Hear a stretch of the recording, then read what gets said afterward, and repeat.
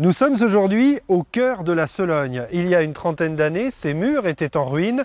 Ils abritent aujourd'hui une célèbre galerie d'art contemporain, un rêve devenu réalité grâce à la volonté d'un homme, Gérard Capazza. On regarde les images avec lui. Cette ferme caserne Louis XIII, avec ses 6000 mètres carrés, en cours de réfection, sera dès cet été le théâtre des rencontres, spectacles et expositions. On y aménagera progressivement des ateliers, des dortoirs, cuisines, salles à manger, pour que chacun, selon la formule de Gérard Capazza, puisse y découvrir, y épanouir ses besoins d'expression au contact des œuvres et des créateurs. Il va falloir beaucoup d'énergie pour mettre en état ces immenses bâtiments et évidemment l'espoir d'atteindre une activité de grand rayonnement, à savoir une galerie de peinture, une galerie d'objets, un centre de danse, un café-théâtre, nous donne la force d'envisager le travail.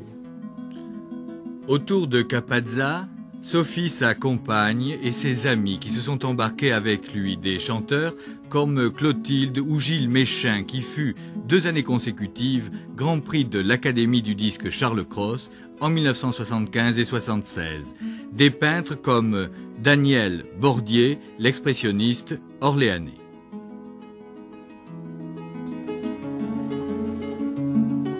Et 32 ans après, on retrouve Gérard Capazza. Bonjour.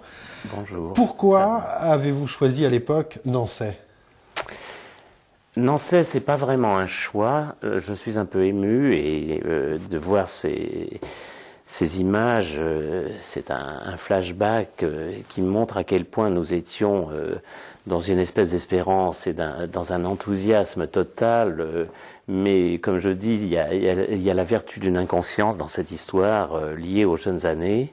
Donc Nançay, je suis originaire de cette région. J'ai démarré avec les artistes locaux et puis j'allais régulièrement à Paris dans les salons. Je racontais mon histoire, je faisais part de mon intention et il y a bien eu les 3 premiers et puis les 4 et les 5, c'est venu comme cela. Qui ont fait la renommée, qui vous ont aidé finalement. Qui ont bien voulu faire confiance à ce qui n'était qu'une idée, parce que pour ouvrir ce premier lieu, il fallait que je puisse avoir des œuvres.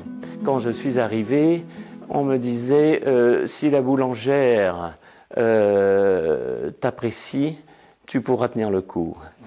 C'était une dame de très grande autorité qui connaissait.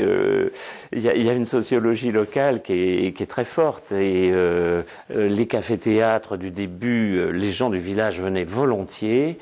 On a eu la chance d'avoir le grand danseur de Buteau, Tanaka-Mine, dans la ruine. Avant l'ouverture de 81, il y avait 400 personnes du village. Ils ont vu un danseur intégralement nu avec ses 6 danseuses. Bon, je pense qu'ils en ont tous la mémoire, mais ça n'a jamais été lu négativement. Combien de visiteurs chaque année ?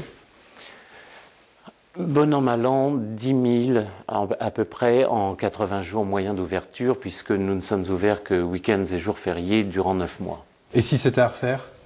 Ça ne me gênerait pas. Si c'était à refaire, je recommencerais, parce que l'objectif, le bonheur d'un résultat semble être une évidence désormais.